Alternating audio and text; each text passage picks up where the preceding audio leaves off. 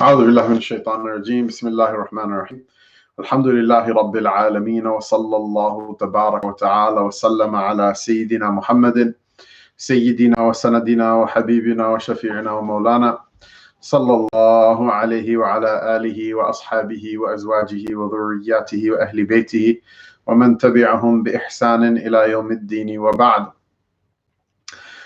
So we will continue where we left off. And hopefully we will get this chapter done before the beginning of Ramadan. And once Ramadan starts, we will probably start another series. Although if there are people who wish to, I guess, continue and finish the Kitab Jami', there's Kitab Jami' has a couple of, and so this is just one of them. We're going to finish this chapter, inshallah. If there are people who would like to continue with it, you go ahead and let me know through the comments or through social media or whatever. And if you're bored, if you had your fill of this, inshallah, then we'll do something else as well. If you're bored and had your fill of me, that's fine too, inshallah. May Allah subhanahu wa ta'ala find you such a teacher and such a preceptor and such a guide in the matters of your deen that you don't have to turn to YouTube, wala Facebook, wala Twitter, wala Instagram, wala Snapchat. To be honest with you, if you're getting your deen from Snapchat, there may be other issues going on. Not trying to judge, but this is the perennial story of our civilization. That Sayyidina Salman al-Farisi accepted the deen of Sayyidina Isa alayhi salam and was imprisoned for it, and then traveled from priest to priest and bishop to bishop and monk to monk, looking for the haqq, and he was steadfast in that journey of seeking, and because of it, Allah Ta'ala gave him the Sayyidul Kawnain as a master, sallallahu alaihi wasallam, and he gave him a family better than the family he left behind. And he's by far not the only one who has been steadfast in seeking. Our civilization is one, the perennial story of which is somebody leaves their home and then they go to Bukhara and they go to Samarkand and they go to Andalus and they go to Al-Maghrib al-Aqsa and they go to Cairo and Damascus and Yemen and everywhere in between and outside, looking where are they going to find the secret. And when they go back home dejected, that's when they Allah Ta'ala will open the door for them. And that's a process. So inshallah, Allah Ta'ala vouchsafe it for all of us. Allah Ta'ala vouchsafe it for all of us. My dua for those who are looking is may Allah Ta'ala give it to you one day, inshallah, and give it to me as well. And for those who are not looking, my dua for you is inshallah one day you start. And my dua to me also is inshallah one day I start as well. Otherwise, I believe it's a story of Sayyidina Sahlat Tustari, or perhaps Ibrahim bin Adham, one of the great awliya. The story is mentioned in the Kashf al-Mahjub of Sayyid Ali Hajwari, rahimahumullah ta'ala, wa qaddasallahu asrarahum, that he kept vigil in the night and prayed the entire night and denied himself sleep for so many years. And one day he was overwhelmed by sleep, and he missed his vigil in the night. And he saw a vision of the Lord, and he knew he was asleep and he was dreaming. And he asked him. He said, "My Lord, why is it so many years I killed myself in order to exert myself in your worship, and you never unveiled yourself to me. And now I experience this communion with you when I'm asleep." And so he received the reply that if it wasn't that you struggled like that for so long, then this night wouldn't have been what it is. So Allah subhanahu wa ta'ala, inshallah, give everybody what they're looking for, inshallah. Keep looking. Until then, there is some text that we want to go through, I should say. So he says, وَلَا يَهْجُرُ أَخَاهُ فَوْقَ ثَلَاثِ لَيَالٍ. Said that it is not permissible for a brother to to abandon his brother or to leave his brother more than 3 nights with the days that accompany them. And this is almost directly a quote of a hadith of the Messenger of Allah sallallahu alaihi wasallam: "La yahillu li muslimin an yahjura or yahjura afwan, sorry, it's nasara yansuru, and yahjura akhahu fawqa thalatha layalin." It's not permissible for a Muslim to abandon or leave his brother for more than 3 days. وفي رواية زيادة, and there's an increase in wording in one of the narrations. يلتقيان فيعرض هذا ويعرض هذا وخيرهما الذي يبدأ بالسلام. And so this here, hajaran, means what? It means what? It means to like cut each other off. I'm not talking to so and so. I'm not talking to so and so. If someone is just like hurts you badly, you have the right for 3 days to cut them off, and just like, I don't want to talk to them, I don't want to see them, I don't whatever. Then after that, you're not allowed to go radio silence. That doesn't necessarily mean that your disputes have been resolved or, everything is fair and square again and whatever. But you have to maintain a certain modicum of cordiality with one another. And so you're not allowed to cut each other off completely. And there are exceptions to this, and he'll talk about it a little bit. But in general, especially when it comes to personal fights. And this is important to understand. You have to learn what the Sharia is, and you have to keep company with the ulama in order to know what the difference between a personal beef with somebody is and what a actual like religious issue that you have with somebody. And you ask the mufti, or you ask somebody who is dispassionate in order to understand, on top of your own learning of the deen, to understand if your dispute with somebody is rooted in the deen or not. So for example, I really like the Lakers, and Farhan, who lives down the street, mashallah, Chicago's Madinatul Farahin. So this could be like any of like 30 people within like 5 square miles. So Farhan, who lives down the street, he really likes the Bulls. And so, he said that the Bulls are the best, and I get upset. And, I say the Lakers are the best. And we, cuss each other out and like tell each other, to, blink off and, go through various forms of cardiac cessation and perhaps some colorful suggestions of what should happen to various relatives of a particular gender, and all that type of customary nonsense and bakwas that people do when they get angry at each other.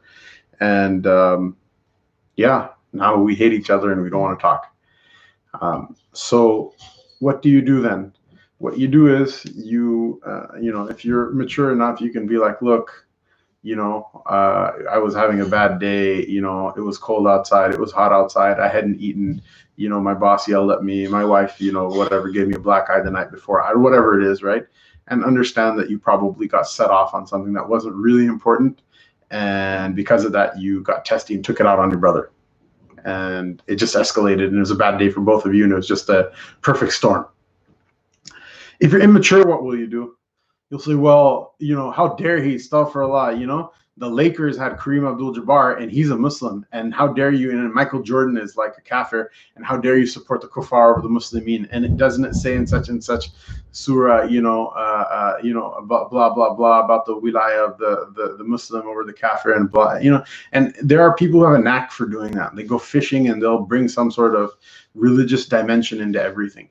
Dude, maybe you just like got into a fight with each other. Maybe you don't even like each other. Maybe it's just personal, and you had to make it about the deen. This is really problematic. This is like really problematic. We're at like negative like 1. We're not at 0. We're like actually in the hole at this point. And so the point is that sometimes it's about the deen. Sometimes it's like somebody's like, well, I don't need to like whatever. I don't care about what it says in the Quran or whatever, right? Even then, oftentimes when people say things that are wrong in the deen, oftentimes if you have some sort of common sense about you, you'll know that mostly people do and say stuff like that because of like other psychological stuff. Their mother didn't love them when they were a kid, their Qari Sahib used to beat them because he couldn't say ayn properly, or like whatever it is, And there's ways of understanding, like being intelligent and understanding what the human being behind the words, what their state is, and getting through it. And that's also part of the hikmah and the wisdom of nubuwah, is being able to know and understand those things and be able to like deal with them. But sometimes it's really not about deen at all, and people will completely make it about deen for no reason whatsoever. This is a tweet that I retweeted from, I believe, Dr. Mazen Tassi. He's a doctor of natural medicine, ND. And he's like not the only one. Sheikh Amin mentions this all the time, that about how egregious it is when like husband and wife get into a fight and they start to put a theological slant on everything, that this hadith and that ayah and this is wrong with your deen and that's wrong. Maybe you just don't like each other. Maybe you just don't get along. Maybe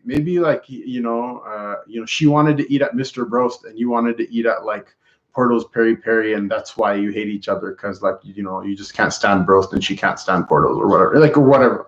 Both of which, mashallah, Hafsa certified establishments.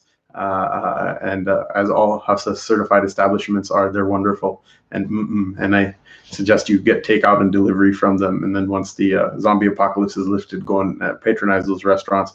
And trust me, how I don't get any money from saying that. I just don't like people eating haram.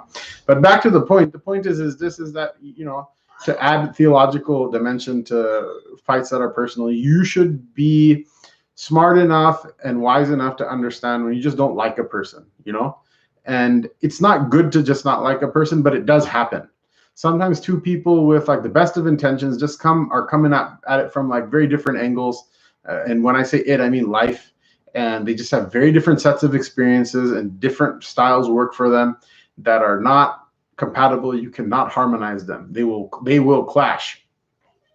And you should just be able to understand that this is not like Abdullah bin Mas'ud striking the death blow on Abu Jahl. This is just, we just don't get along. We just don't, we don't like each other, not because of any sort of Sharia sanctioned reason, but just because that's how it is.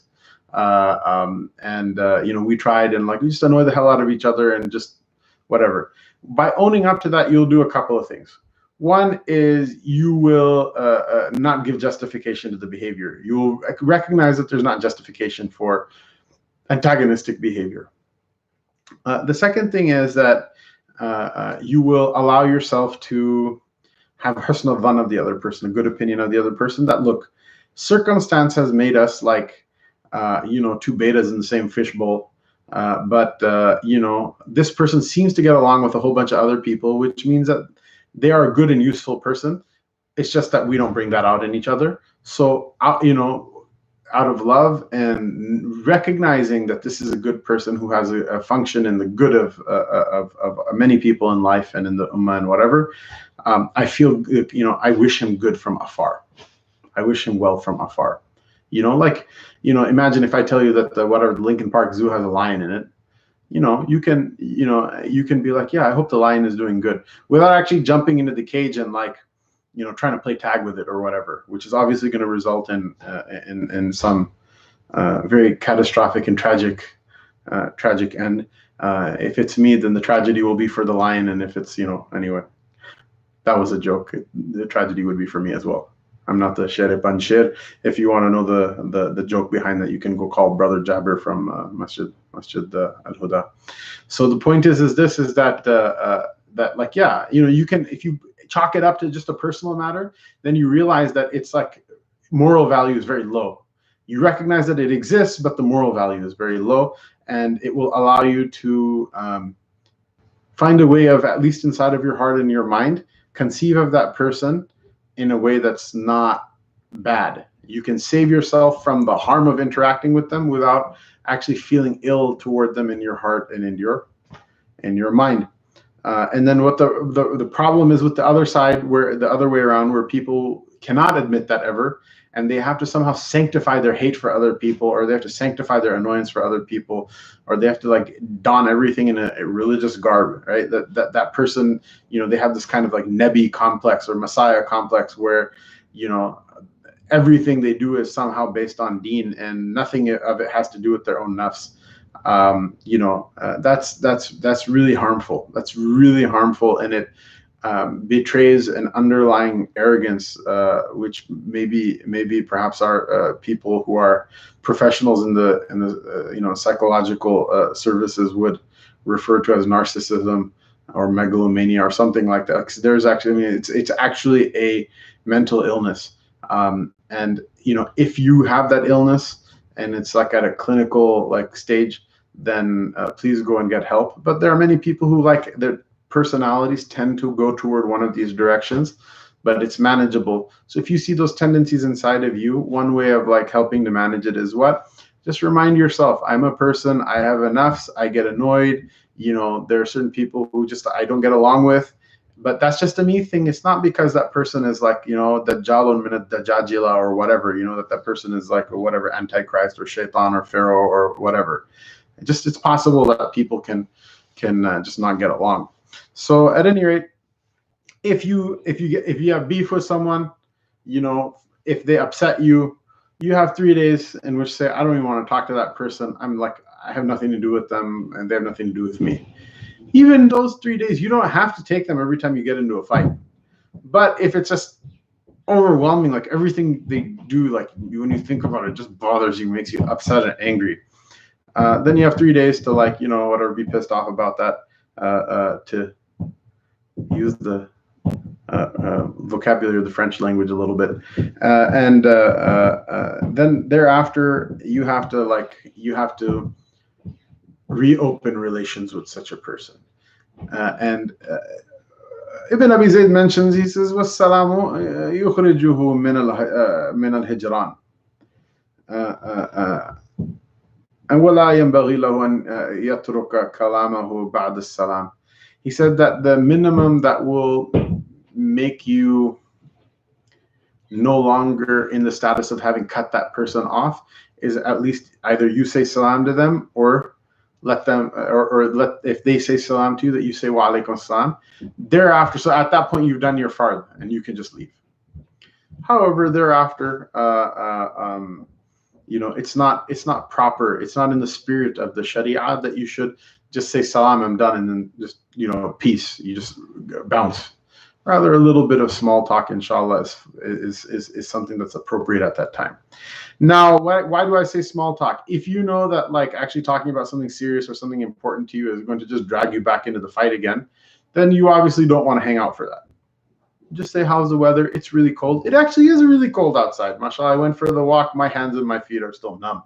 It's like 39 or 37 outside while I was out walking. You could just say something innocuous like that, something that is factual, is somehow relevant to both of you, and is non-controversial, will not set somebody off. You just tactfully think about like one sentence, 2 sentences, and move. What does it do? It reduces the hate in the heart. It allows a person to humanize you, and it allows you to humanize that person. And thereafter, obviously, the mind is like, yo, flag, this dude is gonna set you off, set you off balance. This person is gonna send you off in the stratosphere if you talk to him too much. Okay, don't talk to him too much then. You don't have to be everybody's best friend. Just because they're a Muslim, just because they're a good person, you don't have to be their best friend. You don't have to hang out with them. You don't have to subject yourself to their harm and subject them to your harm. There are certain occasions in which people in the Ummah have to get together. They have to get together for Jummah. It's like, what, an hour in the week? And really, theoretically, it shouldn't even be that long, right? You have to get together at Eid. You can't have your own Eid. After that, if the Malikis want to pray in the Maliki masjid and the Hanafis want to pray in the Hanafi masjid, and the Shafi'is want to pray in the Shafi'i masjid, and the Hanabila want to pray with the Hanabila, and the Wahhabis want to play with the Wahhabis, and the Kababis want to play with the Kababis, and the in the purple people that want to go to the Jamia Purpleia. That's all good. That's fine. There's go hang out with the people who you get along with, who you will be productive with, who bring the best out of you and whatever. That's all great, as long as when it's the Sharia sanctioned times that we have to get together, we can put aside our differences and get together. And it's not only for ibadat. The ibadat are the most important times, and they're also a stepping stone for other matters of communal interest.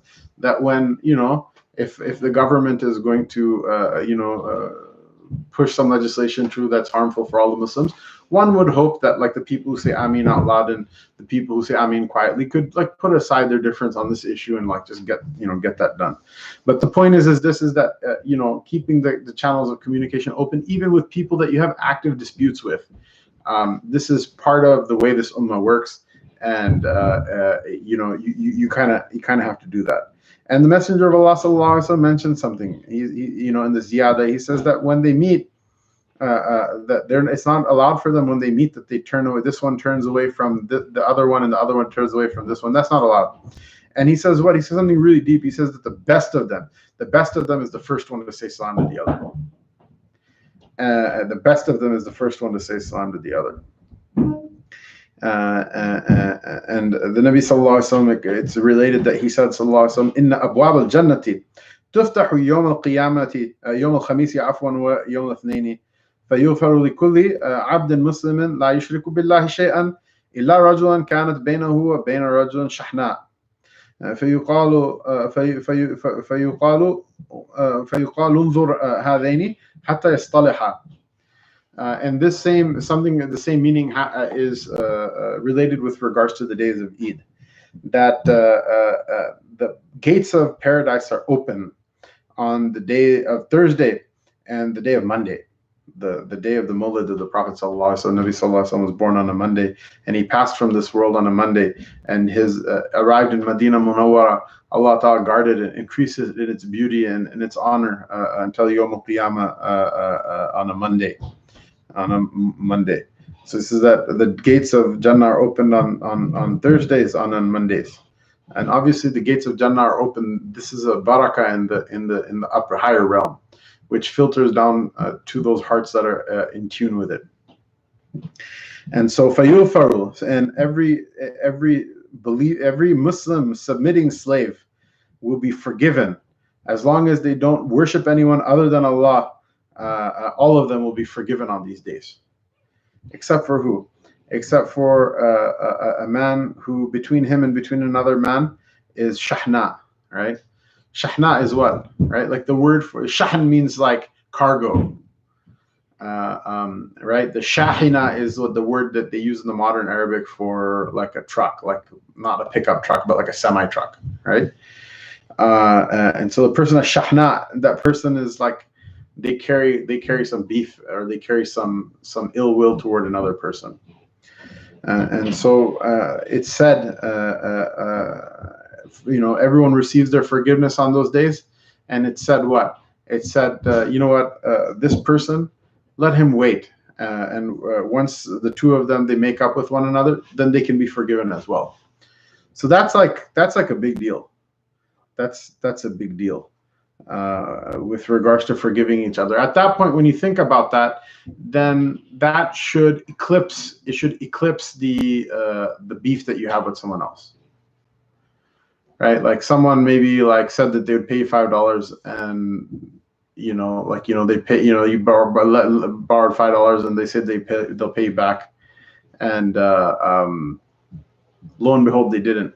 Or they made it so difficult and they wasted so much of your time in that process that and without any reason, without any justification, just upsets you, right? And they're in the wrong, you're in the right.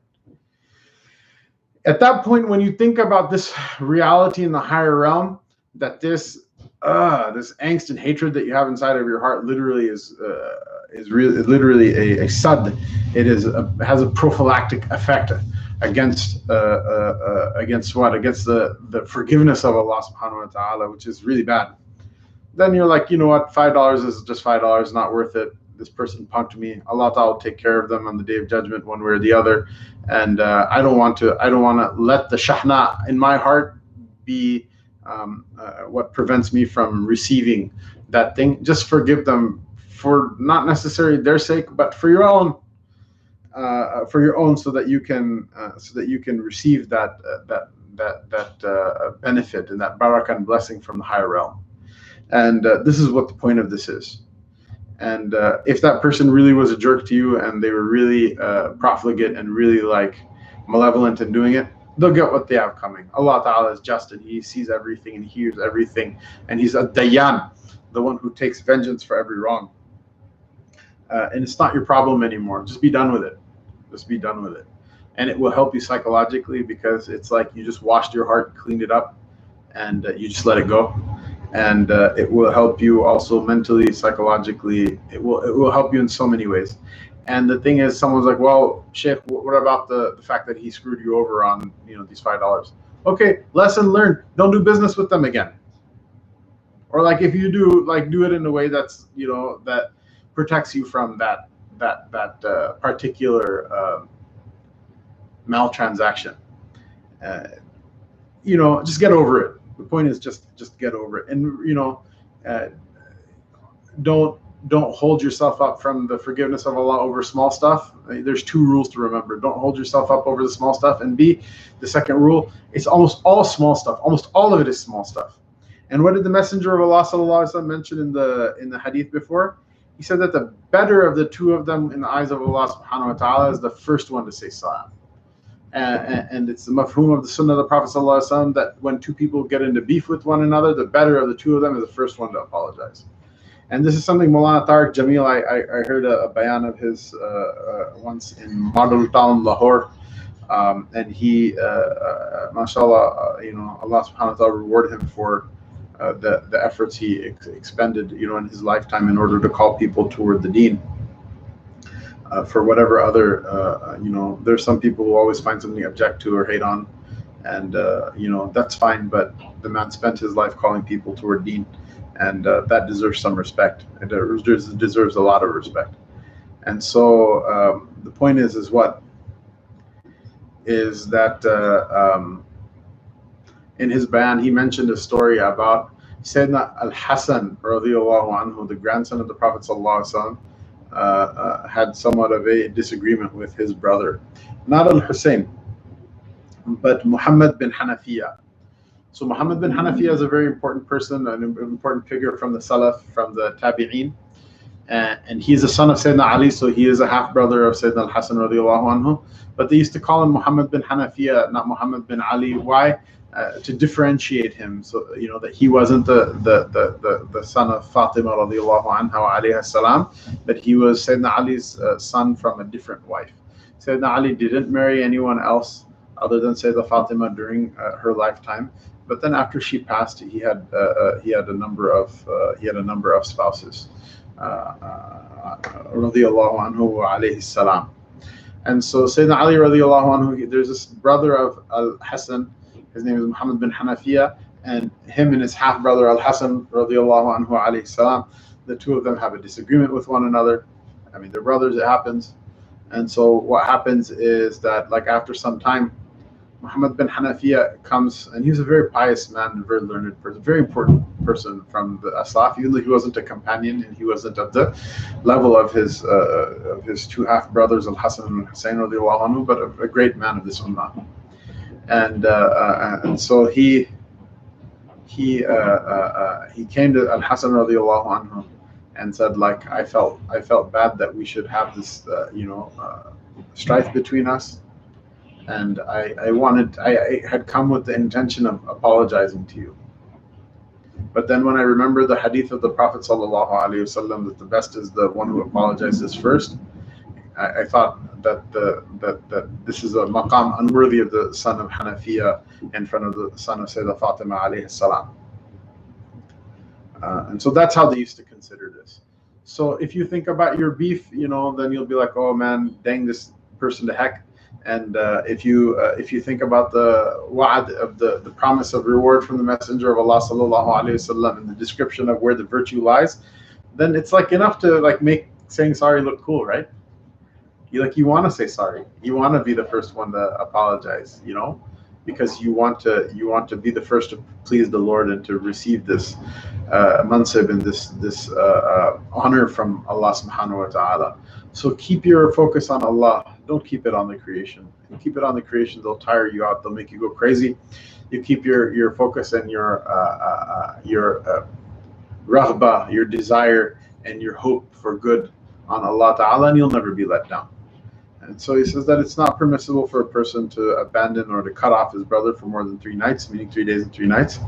And once they say salam to each other, then they're no longer in the ruling of people who cut each other off. And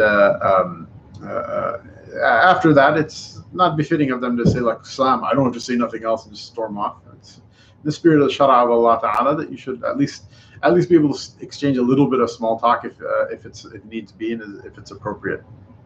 And that's the rule. But there are exceptions. Well, hijranu jaizun wal hijranu jaizu hijranu dhil bid'ati wal mutajahiri bil kaba'iri لا يصل إلى عقوبته ولا يقدر على موعظته أو لا يقبلها ولا غيبة في هذين في ذكر حالهما ولا فيما يشاور فيه لنكاح أو مخالطة أو نحوه ولا في تجريح الشاهد ونحوه.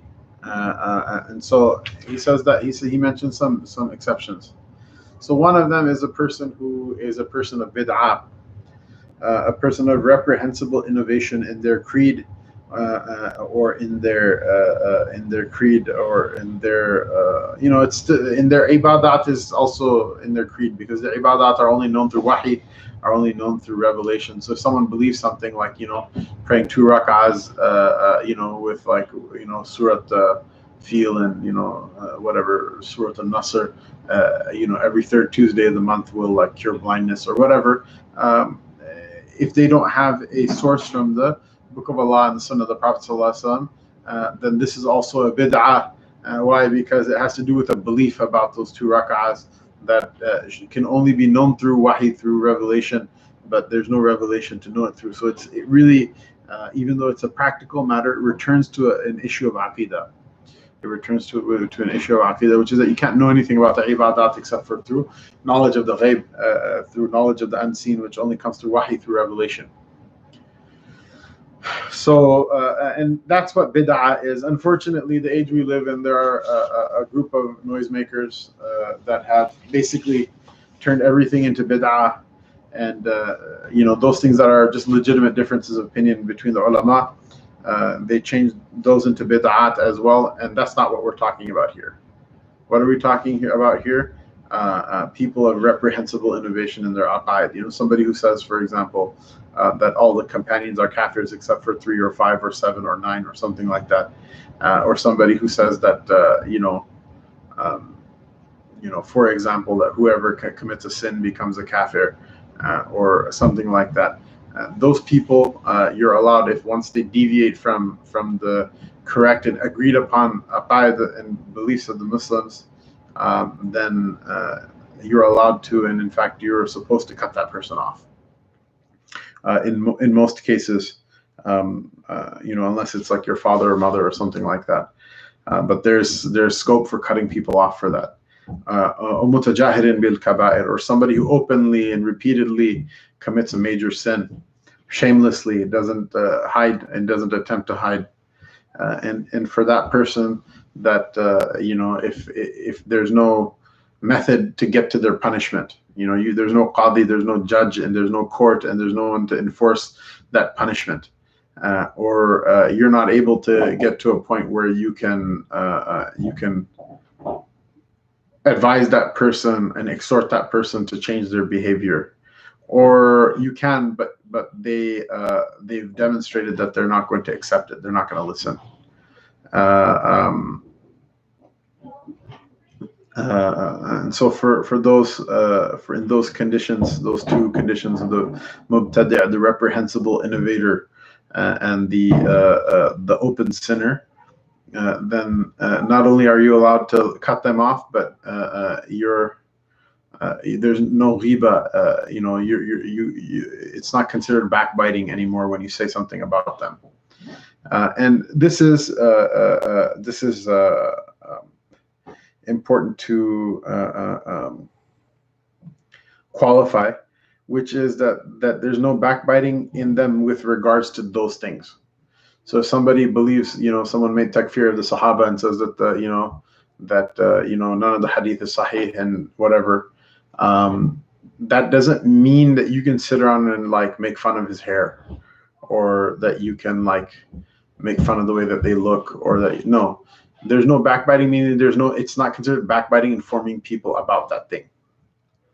And that's what that means. Or in the case of a drunkard, you can tell people that this person is a drunkard, and it's not considered riba of the muharram type, of the type that is haram. But it doesn't mean that, like, if there's some other defect in that person, that you should go around publicizing it or something like that. Nor should you spread gossip about those people in other ways. But rather, you should, that you're allowed to cut that person off, and you are not held to account by telling people about that particular defect that they have in their deen. Not in terms of that particular defect in deen, nor if somebody asks, like, I'm thinking about marrying this person, or I'm thinking about marrying my daughter or my son to this person, is it haram? In fact, you're obliged under al-mustashar al-musta'man wa dinu nasiha, you're obliged to actually disclose that if you know it. Why? Because if you don't say anything and then the two of them get married, and it causes them problems and loss. They asked you, and you're not allowed to, like, leave your brother to or your sister to suffer loss that you could have prevented. And so even in that case, you're allowed to disclose as much as is relevant to the person who's asking. And then that person is not allowed to A, say that you told them, and B, they're not allowed to then just go and tell everybody else. Rather, that's an amana that has been passed from them to you, and you just act on it, and that's it. So, but it's not considered riba to disclose those things for the person who is making mashra for nikah. And here, it doesn't have to be an open bid'ah or open defect. It can be something that's closed as well, but that's relevant to the party that's looking for and thinking about nikah, of getting married, or some other cooperation in some venture or business venture or whatever, nor for the deposition of a witness for the court. The impeachment of a witness. That if there's a witness who is not upright, and something about them that would lead the court to believe that their testimony is not acceptable, nor is it trustworthy to the point that the Sharia demands, which is relatively high. And in Sharia, bearing witness against another person is a very solid piece of evidence, but the witness has to meet a certain standard that really very few people in normal American society meet. And that's why here, like, witness testimony is considered to be like second rate or secondary after material testimony in many different cases. Where in the Sharia, if there is a witness who testifies to something, this is solid, but the witness has to meet a standard of uprightness that very few people will meet anymore. That the person has never been observed publicly doing anything haram or omitting the commandments of deen, and in general seems to be a normal person and a pleasant person. And there's a whole very strict and very well-defined set of criteria and parameters that they have to meet in order to do that. So in order to impeach a witness, a person may disclose something to the court which otherwise would be considered riba, but for the reason of the functioning of the court, it's allowed. And other than that, and so this is important as well. Just like because the thing is that a lot of these practices, we receive them culturally, and they impact our civilization. Muslims are not people who like to get into beef with other people. They're people who like to say, at least in theory, they should be people who are the first to say I'm sorry, who don't consider it to be a humiliation, or don't consider it to be degrading to apologize or to accommodate one another. And one of the fruits of that tree is that there are many things in our culture and many ways of speaking and many ways of behaving with one another in our Muslim cultures, wherever they may be from around the world, or even here in America, the Muslim culture that we have, or that we're trying to make at any rate, which lead people to be a bit conflict averse, because they don't want to let things escalate to the point where people will cut each other off, right? But That being said, oftentimes people practice that culture without an understanding of the law. There are times where you should cut somebody off. There are times you should cut somebody off. There are times that something should be said. And oftentimes we have, like, for example, masajid in or community, organizations that actually take the riyasa, the leadership of Islam and of Muslims, and they take the reins in their hands, and we will entrust those things to people who will openly do something. They'll openly commit haram. Many of them, their income is from haram. Their income will be from selling alcohol or from riba, from usury, whether it be from the bank or from haram investments, or from like selling insurance and things like that, or people who regularly will omit the prayer, or people who will they'll say stuff like, well, I don't accept the hadith, or like all sorts of stuff. And some of those bid'at, some of those sins are open, that they will not make any tamyiz with regards to what they eat or drink, or they're drunkards, or they'll drink alcohol, or they'll do those types of things, or they'll have aqaid problems. Like we have major conferences in North America where they'll go and invite a Qadiani to speak, or they'll invite a munkar of hadith to speak, or people who make problematic statements, to come speak. We have like Muslim, at least culturally Muslim, and I don't make a fatwa one way or the other, like what are members of Congress and things like that. They've said really problematic stuff. And the issue is that politically their agendas align in very important ways with what benefits the Muslim community in America and abroad. But then to say something ridiculous like, like I refer to Allah as she, or like to refer to Allah Ta'ala in a way that he didn't describe himself, or to comment about certain practices of the Sharia or attitudes of the Sharia versus when it comes to homosexuality, or sexual morals or mores and ethics, and to say bad things about them, to say that they're primitive and this and that. Such people, if you wish to have a political some sort of political, very Machiavellian and a very what's the word I'm looking for? A very utilitarian relationship with them, there's room for that. But at the same time, you don't need to be calling them to headline at your conference or at your masjid or whatever, where like the general public of the Muslims is there, and you don't need to put them on a pedestal and extol them as model people. And so this small piece of fiqh that we learned today has massive repercussions, because what's the problem? If you always put those people on a pedestal, what's going to end up happening is the community is going to treat those mukhalafat and those contraventions of the sacred Sharia as not a big deal. And you will have contributed to the eroding of the amana and the trust that was given to us of the teachings of this deen from the Messenger of Allah sallallahu alaihi wasallam. It's a hadith of the Prophet sallallahu alaihi wasallam that man waqara sahiba bid'atin or sahib al-bid'ati, or kama qala alayhi salatu wasallam, faqad a'ana ala hadm al-Islam. Whoever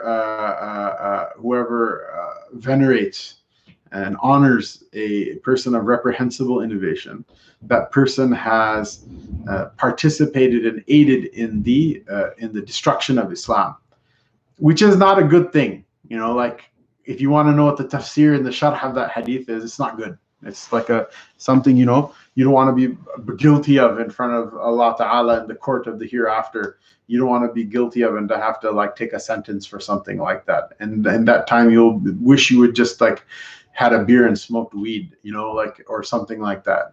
Things that we conventionally think of as offensive and haram. So you got to say something about those things. That being said, if you're not a scholar, my caution to you is, when in doubt, keep your mouth shut. And if you're not 100% sure, if you're not a person who has received the ijazat of the mashayikh, and in some cases even if you are, go and consult with the other ulama, consult with the mashayikh of the qawm, the people who know their stuff inside out. But like, if they're like, yeah, this is exactly what's meant by these rulings, the shara of Allah subhanahu wa ta'ala, then we have to have enough moral courage to say, look, this is not cool. You can't let this person give the khutbah. You cannot let this person put them in a pedestal and give them a platform to spout their nonsense. If you have, if you wish to, have some sort of political relationship with them, you have to keep it purely political. That platform cannot extend into any sort of riyasa or leadership of deen, because that is what it is, and it's a really tricky time to be alive. Muslims are in a precarious position. The ulama are not in any position of leadership in almost any place in the world. And the Muslims, whether they accept the ulama or not, are not in a position to dictate terms to other people. I get all of that, I get all of that. And I get that, politics is real, and sometimes the threats are big, and we need all the help that we can get, even if that help is from, a hee-haw from Alabama who, is not very politically correct, or if that help is from someone with who lives in a ever expanding universe of more and more ever expanding number of genders, or any kind of weird character of various levels of savoriness or unsavoriness. I get the fact that politically we really need all the help that we can get. I'm not unaware of that reality, but that being said, politically, alliance with such people is only beneficial in as much as it allows you to work with them without giving up your deen. If you have to give up your deen in order to work with them, then you're sacrificing the higher objective for the lower one. And if you're just going to give up the deen anyway, then politically, according to that logic and reasoning, just leave Islam. It's going to be politically very good for you. It's going to make a lot of things work out for you. The problem is you go to hell forever. But if you're able to do that, then that's a logical step for you to do. May Allah Ta'ala save us from such a logic. So we read on. ومن مكارم الأخلاق أن تعفو عمن ظلمك وتعطي من حرمك وتصل من قطعك. And this is also taken from a hadith of the Messenger of Allah sallallahu alaihi wasallam, and it's so beautiful. It's so beautiful, and it's so hard. This is what real tasawwuf is. This is what real fiqh is. While people are arguing with each other, and people in England are making YouTube videos against each other as we speak, about issues that are really just differences of opinion. The real tasawwuf is not in having a huge turban or a particular type of topi or kurta or a particular type of shawl. I love topis and kurtas and shawls. I just know that's not what tasawwuf is, and that's not what fiqh is, and that's not what ilm is. Ilm is not telling everybody, whether they asked or not, that I'm your spiritual father, or whatever crackpot type of individuals out there that say these types of things, and then afterward you catch them in various weird acts. That's not what any of those things are. What is the actual crushing burden of tasawwuf? You want to be a Sufi? Well, here you go. He says what? He says from the makarim, from the nobility of characteristics, from the most noble of characteristics, basically. Is that what? Is that ta'fu amman zalamak? When somebody transgresses you and does something bad to you, you forgive them such a forgiveness that leaves behind no rancor, ill will, that person can, come by you, and you don't even so much hesitate or flinch or show a little bit of karaha in your eyes toward them. Rather, you treat them like you would have treated them had they not done that. That's hard. That's really hard. I have a hard time with it. That's why I'm not signing off my darses as sincerely your spiritual father. Whose spiritual father will I be? I'm myself. I'm like the runaway slave in chains, that maybe by the master's rahmah and mercy, I've been chained up and dragged back against my own disposition. It's hard. There's some real bogus people out there, and they do some real bogus things. And the pinnacle of bogusness is what happens usually. There's a type of human being, and you oftentimes learn this like the hard way, that they will save the worst things that they do for the people that were the best to them. All of that. And people come and cry and say, oh, Sheikh, the worst thing is that we trusted them and then they stabbed us in the back. I go, by who can stab you in the back except for someone you trusted? If you don't trust them, they don't have the opportunity to stab you in the back. So by logical extension, the only person who ever gets stabbed in the back is by someone who they trusted. And so, don't worry about that. Don't worry about any of these things, right? Why do you forgive people? You forgive people because you want the forgiveness of Allah subhanahu wa ta'ala. Because what point will it be you don't forgive other people and then all of you are in Jahannam together? Are you going to be like, well, they're in the lower part of Jahannam and like the fire that's burning my face is like, it's only like 4,600 degrees Kelvin versus like 5,800 degrees Kelvin. Small consolation. In fact, no consolation at all functionally. Whereas if you want the forgiveness from the higher realm, you got to let go of some of this stuff. All of these things, this is a common theme, inshallah, through today's dars. These things are like dirty shoes, when you want to enter the masjid, you got to take them off before entering in, because you cannot bring that dirt into the higher realm. If you want to make taraqi and you want to make progress in the higher realm, you can't bring that level of, ugliness with you. You got to set it aside. The moment you're willing to part with those things, there's a whole, not to go Ariel from the Little Mermaid, or not Ariel, whatever, Jasmine from Aladdin, right? Whole new world. Not to go like that, but the point is it's a huge universe. That's the better part of the creation. That's the part that you were meant to live in forever. That's the part in which you will flourish like a butterfly and fly into the air and like leave your caterpillar existence behind. But you won't be able to do it until you shed all of that old skin, until you shed all of that nonsense. That's when you're going to be able. That's a necessary part of your metamorphosis to be a better you than you were from before. Is you have to give up your old self, and Allah will give you a better you in exchange. Very easy to talk about, very hard to do, very crushing to do. Like you will be the puppy who's getting stomped on the curb, like level of trauma that you will go through in order to do these things. But the issue is what? The only reason someone would do that is what? Is because what they're going to get in return for it on the other side of it is so much better than what they left behind. So, as sad as your puppy eyes are, as sad as it is for the puppy to get stomped on the curb, you go through it. Why? Because Allah gives you something so much better in exchange for it. So don't think about the people who wronged you. If you think about them, you'll never be able to get any of this done. Think about the Allah in what He has in return for the person who leaves all of this nonsense behind. The person whose love for the love of Allah is more than their love for the hate of the creation. As legitimate as it may be, and sometimes it's like really legitimate. It's really legitimate. People do some real bogus stuff to one another. You just gotta let it go. And someone's like, well, if I keep letting people do this type of stuff to me, then like they'll kill me. Then don't let them, then be more discreet about who you deal with in the future. Be more discreet about what you say in the future. Be more discreet. Be more, purposeful and meaningful and like deliberate and conscious and conscientious about how you deal with people and what you do with people in the future, to allow you to keep this life of not bearing grudges against people, because you don't want any of that nonsense to like burden you in this world, nor on the day of judgment, nor on the day, nor in Jannah forever and ever. So from the makarim al-akhlaq, and this is, like I said, the most brutal and most difficult things to do, but that show that you're a true man of God or a maidservant of God.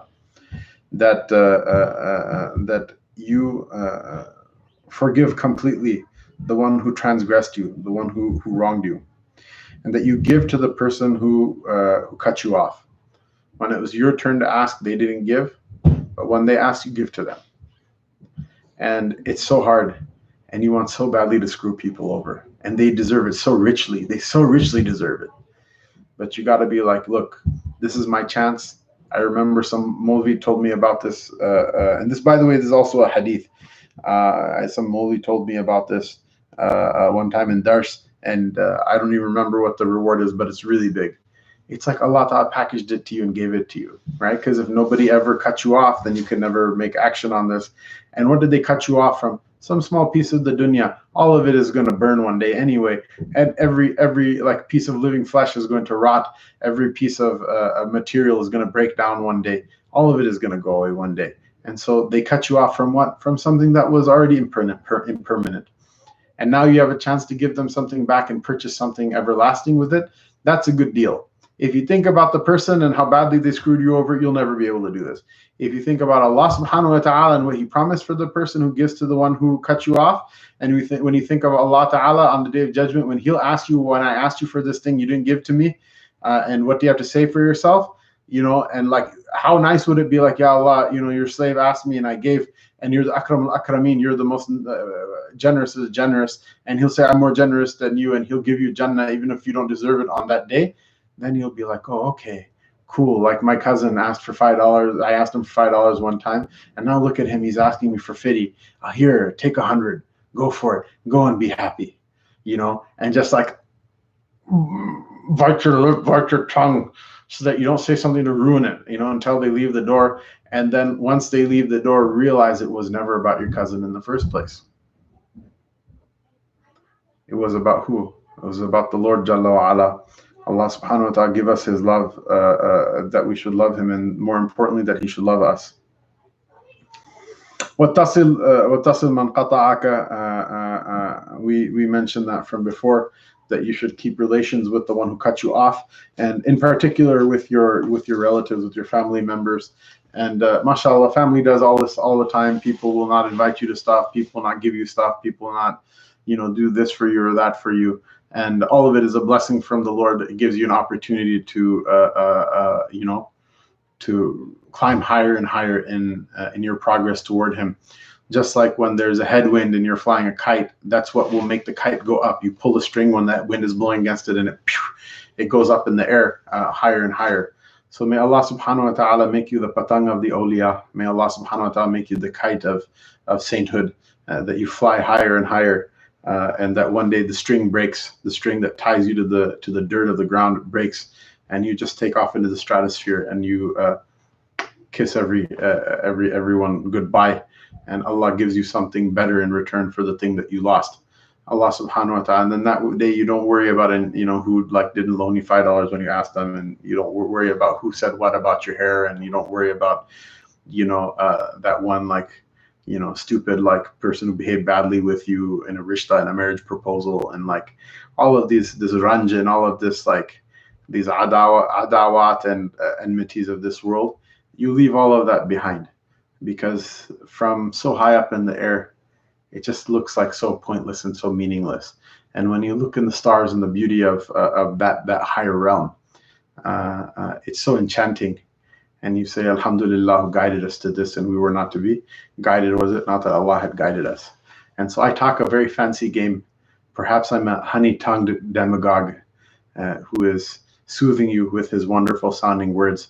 And I need to myself get to work on these things.